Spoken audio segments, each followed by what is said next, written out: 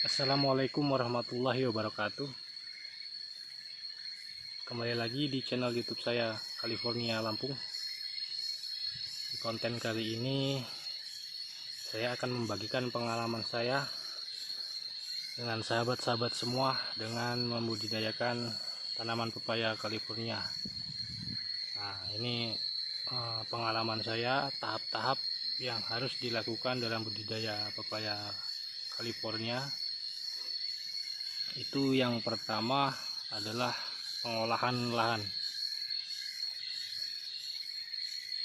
Jadi dari jarak tanam harus ideal, seperti jarak tanam yang standar itu 2 kali 3 meter atau bisa juga 2,5 meter kali 2,5 meter.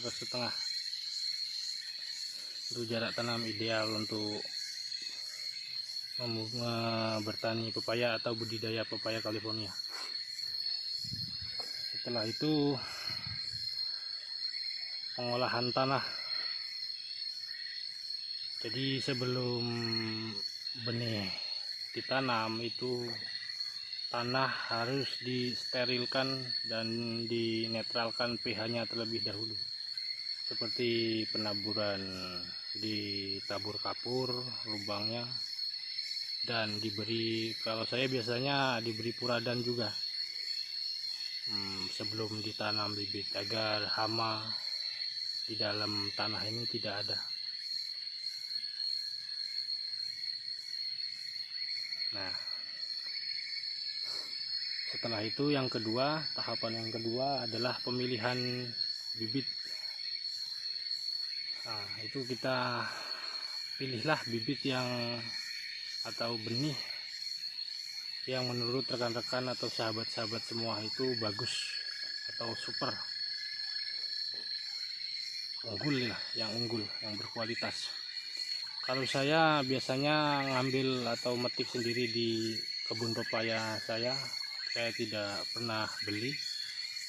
Saya selalu metik sendiri, tapi ujung atas ujung bawah dari buah saya buang, jadi bijinya saya ambil yang tengah. Pilih yang tengah, biasanya yang tengah itu lebih bagus.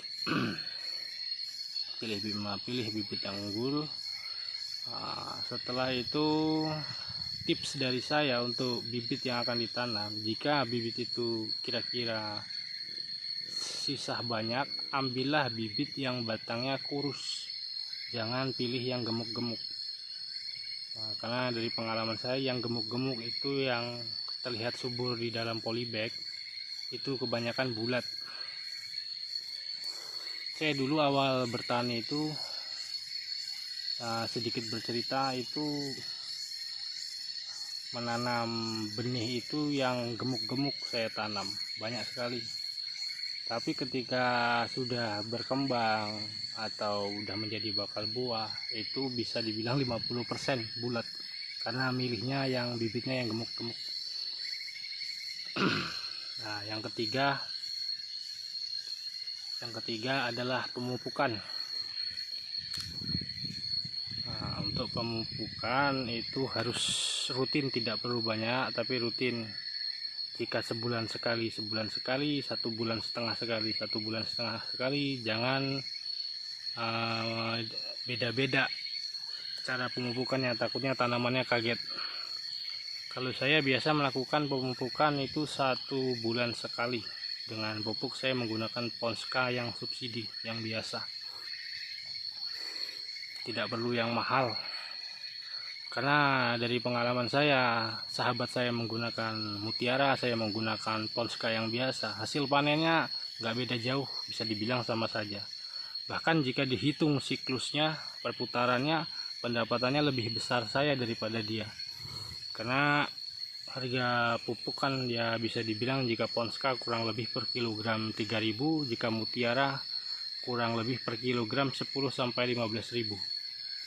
Jauh sekali, 3-4 kali lipat perbandingannya.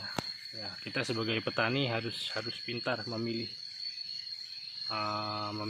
pupuk, ya intinya yang bisa menghasilkan uang untuk kita lebih besar, jangan sampai merugikan kita. Nah, ini tahapan yang terakhir, yang keempat adalah penyemprotan. Nah, lakukanlah penyemprotan itu tidak perlu di seluruh daun, agar tidak boros obat, tapi pas itu semprotkan ke pupus, ke pucuk tanaman, tarik sampai ke bawah, ke buah paling bawah.